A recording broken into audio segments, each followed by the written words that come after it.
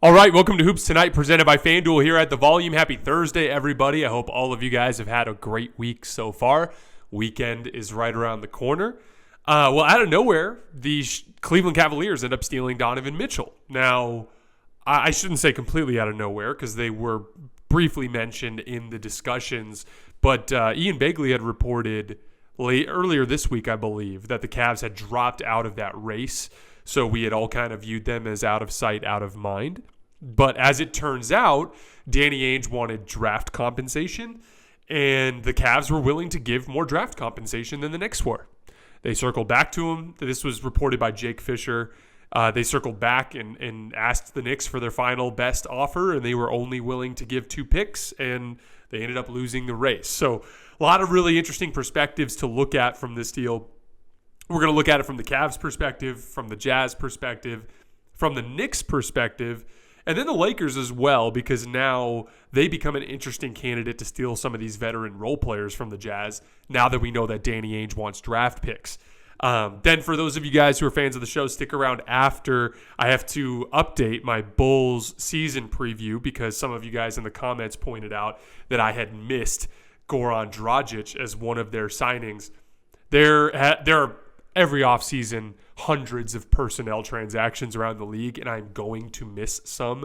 So please, if you guys could help me, if you guys see me in my season previews, forget a name, especially an important one, drop it in the comments, and I'll make sure that I update that as we get further along.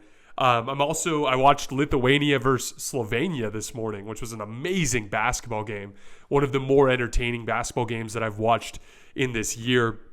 I'm going to give a short breakdown on that as well. At the end, I'm going to do a video breakdown on Spain pick and roll, a concept that we're going to talk about a lot on this show, and I want to make sure that you guys have a good understanding of it so that I can reference it throughout the year and you guys know what I'm talking about. You guys know the drill. Before we get started, subscribe to the Volume's YouTube channel so you don't miss any more of our videos. Follow me on Twitter at _JasonLT so you guys don't miss any show announcements. And last but not least, if you miss one of these videos and you can't get back over to YouTube to finish them, you can find them wherever you get your podcasts in audio form under Hoops Tonight. A couple other things too.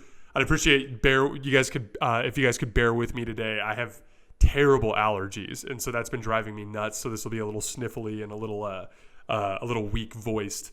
Also, I know some of you guys have been complaining about this ancient history. I don't even know what you call this thing that's behind me. It's a ancient piece of furniture. My studio is getting remodeled. It is almost done. Probably our next video, I'll be back in the studio. Just wanted to get some permanent adjustments and stuff made so that it's better for this whole season. So again, I apologize for the setup, but just one more show, guys, and then we'll be back to normal. All right, let's start from the perspective of the Cavs. So before the trade, the Cavs were an excellent defensive team when Evan Mobley and Jarrett Allen were on the floor. That was the really interesting dynamic of last year's team. It was like Darius Garland and Colin Sexton, these two dynamic guards. And then you had Lauri Markkanen, this huge forward that could shoot on the wing, and then Jarrett Allen and Evan Mobley. And they were a very good team with those 5 on the floor, and then the injuries started stacking up. Lauri Markkanen ended up getting hurt. Evan Mobley missed some time in the middle of the season. Jarrett Allen had that finger injury at the end of the season. And so things kind of fell apart because of that. But when we got into the postseason, you saw pretty quickly, and really it was a situation throughout the season. As good as they were defensively, their shot creation just wasn't up to what the rest of the league had to offer. They were 20th in offense this season. In that Atlanta play-in game, the single elimination game after they lost to Brooklyn, they only scored 40 points in the second half as they blew a 10-point lead. They just don't have enough shot creation to hang with the better teams in the league. So the obvious move there was, do you extend Colin Sexton and think of that as the guy that can fill that role, or do you target someone better? And that's basically what they're doing. They're flipping Colin Sexton in addition to draft compensation and Lauri Markkanen for a much better guard to have as a partner alongside Darius Garland. Darius Garland's a really good guard in this league and a very different type of guard than Donovan Mitchell. He's a little bit more of a playmaker out of high pick and roll as opposed to looking to score. We did those of you guys who remember, I can't remember where he was on the list. He might have been 24 or 23. But when we did our top 25 players, Donovan Mitchell, his ability to score the basketball is unassailable. He's one of the best scoring guards that we have in this league. He, in his last 3 postseason runs, is averaging 10 3-point attempts per game and shooting them at 41%.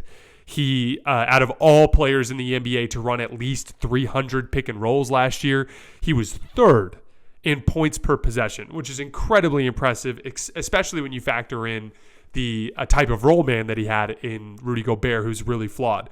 So, but his one weakness is he doesn't really see the totality of the game. He's not a good game manager. Doesn't understand the player's rhythm around him and when to shoot versus when to look to get his teammates involved. Darius Garland's much better in that area. He averaged 9 assists per game last year. Still can score the basketball, 22 points per game on 58% true shooting. An excellent playmaker out of high pick and roll. It'll be a really interesting 1-2 punch with the two of them because they have different approaches. And then the most interesting part about that, Mobley and Allen, they were excellent defensively. Like I said, they had a 103.7 defensive rating with the two of them on the floor, but they're also significantly better role men than Donovan Mitchell is used to playing with. You know, the big issue with Rudy Gobert is when they would switch pick and roll, when teams would switch, he'd run down to the rim and call for the basketball, but nobody on the Jazz would pass him the basketball. And the main reason why is he struggled with the simple concept of a quick seal and a short hook shot. That little skill, not a difficult thing to do. The inability to do that is what makes Rudy Gobert such a limited offensive player. It's why I viewed him as a negative asset. That's why I was so stunned that Minnesota paid as much for him as they did. Jared Allen is 10 times the offensive player that Rudy Gobert is because he can do that. When you switch a pick and roll, he can take the smaller defender down to the block, quick seal, demand the basketball, catch, turn over his left shoulder, and make a right-handed hook shot. Just that is a must. You can't just be a vertical spacer. Rudy Gobert is a great vertical spacer. The problem is most defensive schemes and pick and roll coverages do a good job of taking the lob pass away, either by offering help out of the weak side corner to tag the roller or by using a drop coverage and keeping the big back by the rim. So when you take away those lobs, you have to find other ways to score in pick and roll, and one of the easiest ways to do it is if you drag the big in the drop away from the play, it forces them to switch, at which point the guard will run and dive to the big man. That's when you can throw the ball to Rudy or whoever it is to score. So Donovan Mitchell is now going to have a dynamic rim roller in Jared Allen. Evan Mobley is really raw, but he actually projects to be even more dynamic than that. He's got the vertical spacing. He's got the skill around the rim to attack switches, but he also has the ability, with how skilled he is and how well he passes the ball, to be good in the short roll. This is where, instead of rolling hard to the rim, you just kind of go to the semicircle and ask for the basketball. Then when you catch there, you can either make reads or you can shoot short jump shots or little floaters and things like that. He also shows some potential as a pop big who can pop to the three-point line, knock down three-point shots. Didn't shoot the ball well last year, but his form looks good. He should shoot the ball well over the years. And then also attacking closeouts and driving to the basket. He's got potential. We talked about this during the season last year, but the big difference between him and like an Anthony Davis is he's got such quick feet that he's actually going to be more dynamic driving the basketball than Anthony Davis was. Obviously, he's got a long way to go to get to that point, but Evan Mobley is a super, super interesting player to have as another pick and roll partner. So you've got two dynamic pick and roll ball handlers and two dynamic pick and roll men that should make them a lot more interesting on the offensive end of the floor than they were. Obviously, defensively, it's gonna be tricky. They're excellent in the front court, but they've lost a wing in Lauri Markkanen. They've got good athletes on the wing. I actually really like Isaac Okoro, but they're a little bit limited in that regard. But it shouldn't matter with how big they are in the front line, and they're deep in the front line too. They've got Robin Lopez, they've got Kevin Love. This is an incredibly deep basketball team. Hopefully, Ricky Rubio will be coming back as a backup in the backcourt. They've got Karis LeVert. This suddenly looks like as deep and as talented a team as we see in the league. The weakness will be they don't have, when I'm talking about teams, What's the one thing that I talk about that the Cavs don't have? That big mismatch attacking forward, right? But maybe Evan Mobley will develop into that for them this year. A lot's going to be on Donovan Mitchell and Darius Garland on the defensive end. Donovan Mitchell was an atrocious defensive player for Utah last year. He's going to have to get that together. Darius Garland's not great either, but with as good as they are on the back line, they should still as a team be a better defensive team. They'll just have to figure some of that stuff out to reach their ultimate playoff ceiling. My one major concern would be when you're running into, let's call it a Jimmy Butler out east, or a Giannis out east, or say you make it to the finals and you run into a Steph Curry or a LeBron James or a Luka Doncic or a Nikola Jokic, you have to be able to out-execute those guys down the stretch of pivotal playoff games. And that is a lot to ask for Darius Garland and Donovan Mitchell. So my initial take, and I want to marinate on this longer, and again, we have to make some adjustments to our power rankings because I did not have the Cavs in the top 15. Look, here's the deal, guys. We had an option. We have a month from today to the start of the preseason. We had an option to either continue doing stupid off-season filler content or to start talking about this year. And I really wanted to get forward into talking about this year. So we started early, and obviously there was a risk that some stuff could happen and mess up our list, and there you go. So we're just going to call the Bulls 15A, and today was supposed to be the Pelicans at 14. I'm going to have the Pelicans at 15B, whatever you want to call it, and then obviously the Cavs will be vaulting up higher up into that list. We knew that was a risk. Like, guys, the Lakers are going to make some big trade. So whenever the Lakers make their trade, I'm going to have to change where they show up in the power rankings, right? So, but with LeBron James and Anthony Davis on the roster, I obviously had to have them on my list. So it's an imperfect system, but anytime anything changes, anytime new information comes out, I promise we'll do a full deep dive breakdown into it. When we get to the Cavs higher on this list, I will do a much, much more in-depth breakdown of what I expect the Cavs to do on both sides of the ball, because I do think it'll be a lot different with Donovan Mitchell in the mix and without Lauri Markkanen as that huge wing that they had last year. So looking forward to the Jazz. They're in a full rebuild now. And, it's funny because Danny Ainge has this reputation as being a guy who's very stingy in trade negotiations, which is why he never made the big deal when he was with the Boston Celtics, right? And to his credit, his stinginess has paid off in this summer because he's gotten two massive hauls for two players that you wouldn't think would pull those kinds of hauls. Like, Donovan Mitchell's a better basketball player than Rudy Gobert, but I didn't think he'd get this type of package. Rudy Gobert, I was stunned. And I've been wrong about a few things this summer. That's the part of the deal. When you make predictions and when you have analysis, especially when you do it as often as I do, you're going to be wrong about stuff. I did not expect Rudy Gobert to get a big deal. He got 4 first-round draft picks and a pick swap.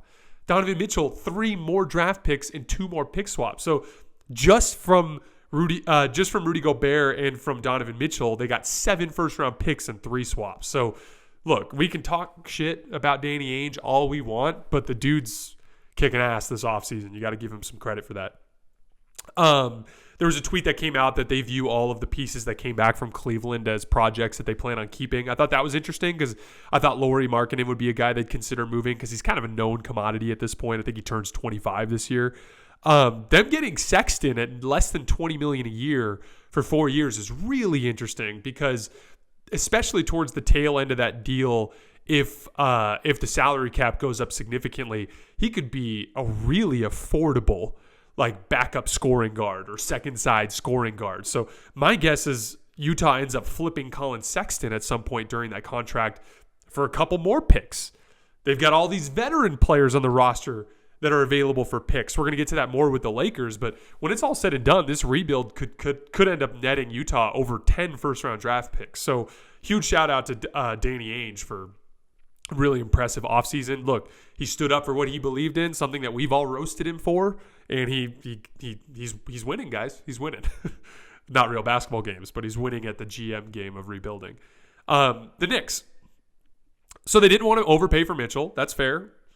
Someone else might be right around the corner. You just have to be willing to pay when that right guy comes along. there was some debate when Kawhi Leonard became available with the Spurs as to whether or not the Lakers could get him. There was intel that said the Spurs didn't want to do a deal with the Lakers, but the truth of the matter is that the Lakers were also being stingy on price. They missed out on Kawhi. Then Anthony Davis came along. They actually threw the kitchen sink of assets, and they got Anthony Davis, and they won a championship. So that's the kind of approach you got to look at it from the perspective of the Knicks. You didn't get Donovan Mitchell. Someone else might be around the corner. When that guy comes along, don't be cheap, because if you're cheap, you could end up missing out. Looking forward to the Lakers.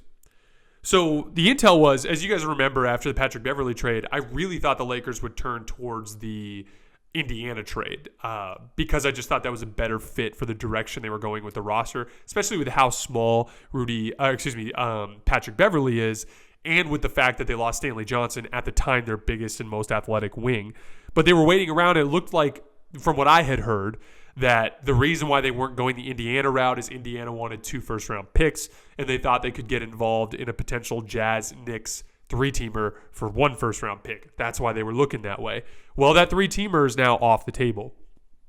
So now you got to look at potentially talking to Ainge. Now that you know he wants draft picks, maybe you get something like Malik Beasley and Rudy Gay and Bojan Bogdanovic, 2 6'8" wings, and another really good shooting guard for maybe 2 firsts, and Russ. Again, 2 first-round draft picks. That's something that we know Danny Ainge is going to put a lot of value on. That might be interesting. Maybe they do end up circling back to Indiana now that the 3-team trade is off the table. Excuse me. But all I hope is that the Lakers don't end up using this as an excuse to bring Russ back into camp. There's been more intel on that front. Mark Stein reported that Darvin Ham's been really pushing for a big role for Russ on this team. I just think that would be an absolute catastrophe. And if they did that, I think the Lakers would deserve everything that's coming to them. Hell, I'd probably end up turning this season into an opportunity to just scold the Lakers after every loss for self-sabotage at that point. But hopefully they end up circling back and making a deal either with Utah or with the Indiana Pacers. I would imagine the Charlotte Hornets are still available as an option there as well. They just need to do something. Whatever the deal is, they cannot bring back Russell Westbrook. That would just be a disaster. All right, so what I had planned on talking about today was the New Orleans Pelicans, but I was going to do an adjustment to my Bulls preview because I missed out on Goran Dragic. Again, guys, hundreds of personnel moves. If I miss something, please let me know. I have my direct messages open on Twitter. You can do that there, or you can do it in the YouTube comments. Just let me know if I miss something, or if you're a fan of one of these teams and there's a specific dynamic that you think I'm missing that I need to dive deeper in. Just remember to let me know. Goran Dragic is Lonzo insurance. That's what he is after Lonzo went down last year. But he's kind of risky in and of himself. Over the last 4 years, he's only averaged 41.5 games played. Last year, he was awful. It was the second worst scoring season of Goran Dragic's career. He ran 53 pick and rolls and only scored 35 points. When he's healthy, I really like what he can do with the basketball. He's a good off-the-dribble shooter, a great passer in pick and roll. He's excellent in the mid-range. Specifically, he's got a good amount of size compared to a lot of pick and roll guards in the league. And so he can do this thing where he kind of gets into the lane, gets you on your hip, and just does a pound dribble and shoots like a step back, like a high arcing pull-up 12, 13-footer. He's a very, very interesting pick and roll player. He just hasn't been himself lately. And I was watching him in the Eurobasket today, and same thing, like just doesn't quite look like he has that burst that he used to have, although he did make some big plays, hit a couple of huge jump shots, hit a dagger 3-pointer today as well. This last season, he shot only 38% from the field, 25% from 3. So, look, best case scenario, he gets back to what he was, a couple years ago with Miami, and he becomes, because I talked about Alex Caruso and Lonzo Ball as guys who can attack closeouts and make reads. Lonzo's great making reads in the open floor, but neither of them are above average creators against a set defense. So having Goran Dragic as, an alternative to the Levine, DeRozan stuff where he can attack a set defense, because you can have Dragic when he's healthy attacking in high pick and roll against a set defense, and he can get you good stuff typically. So on the best case scenario, he could end up being that for them. The other thing, too, is he would immediately be their worst defender in the backcourt. So, I mean, it's Lonzo insurance, but if Lonzo gets hurt, I mean, that's curtains for Chicago anyway. Moving on to Lithuania versus Slovenia. This is a really interesting game. It was like, for those of you guys who have been listening to the show for a while, this was like the textbook bigs versus perimeter players game, right? Because you've got Luka Doncic and Goran Dragic, two high-level NBA ball handlers, versus an undermanned Lithuania backcourt. And then going the other way, you've got Jonas Valanciunas and Domantas Sabonis literally going against an undermanned front court for Slovenia. So it was kind of like the classic example of that debate. And it was so back and forth because it was tied 73-73 late in midway through the fourth quarter, early fourth quarter. And Valanciunas and Sabonis just start cooking in the post. And Jonas Valanciunas ends up drawing a foul, and then Sabonis ends up getting Luka Doncic on a switch and hitting an easy hook shot over the top. They go up 78-73, and they call timeout. And you're sitting there thinking like, oh, well, maybe the bigs are going to win. But almost immediately, Luka just starts spamming Spain pick and roll, which we're going to talk about more in a minute.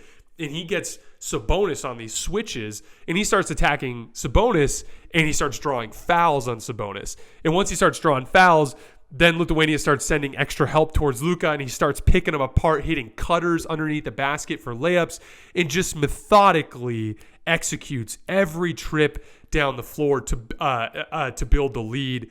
On the other end of the floor, they did what I talk about all the time. They just started scramming and crowding Sabonis and Valanciunas out of their post-ups. If I'm not mistaken, the rest of the game, they only had one post-up, which was Sabonis, and he drew an offensive foul because he elbowed Luka in the face. So the point is, like I always talk about with bigs, it's just harder to get them to their spots where they can be effective than it is for perimeter players. There was a nasty play, I think it was 81-80, and Luka's attacking off the dribble, and he drives right and gets the defender kind of leaning that way, does this nasty pullback dribble, gets tons of separation, just peeks at the rim for a second. Defender lunges up. He advances, gets the defender on his hip, slowly works into the lane, just waits just long enough for Jonas Valanciunas to commit, and then wraps it around to his big man for a layup. And I'm sitting there and I'm like, this is surgery. He's performing half-court surgery on Lithuania, which is my favorite thing about that big playmaking forward, which is why I've always viewed that specific archetype as my favorite archetype of player. But like it was just an interesting game, and it came down to, could the Lithuania punish them with their size, or was Slovenia going to pick them apart with their perimeter talent? And the perimeter talent won. Just once, obviously, there are going to be games where the bigs win. That's, and there are going to be guys who will use that as an example to argue that bigs are more valuable. But today, for me, it was confirmation of my personal basketball worldview. There were three interesting things that I wanted to hit really quickly from this game. First of all, Lithuania's ball pressure. So to start the game, Lithuania was getting up into Dragic and Luka full court.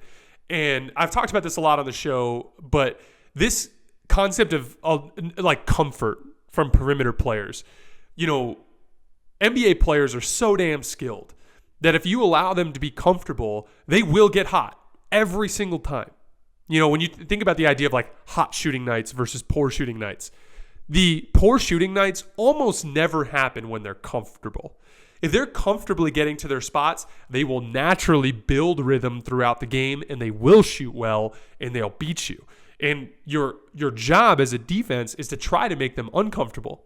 And when you make them uncomfortable, they might still beat you. But you might force them into bad shooting nights because they struggle to build their rhythm because they're not operating with enough comfort.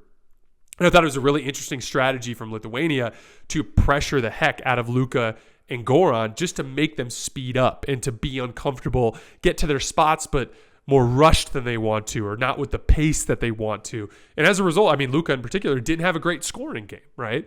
But the second thing I wanted to talk about, there was an interesting counter from Slovenia in that third quarter. They just started posting Luka Doncic every time down the floor because he's huge and he has a size mismatch against every perimeter player on the Lithuanian roster, right? And immediately they went on a run and ended up taking, I think, like an 8-point lead in that third quarter. First, as a scorer, he spun off of a guy and got a dunk. Then he was passing the ball out of there for wide open shots. This is when I talk about heliocentric players. Heliocentric players are guys that love to attack with a live dribble and command every possession, right?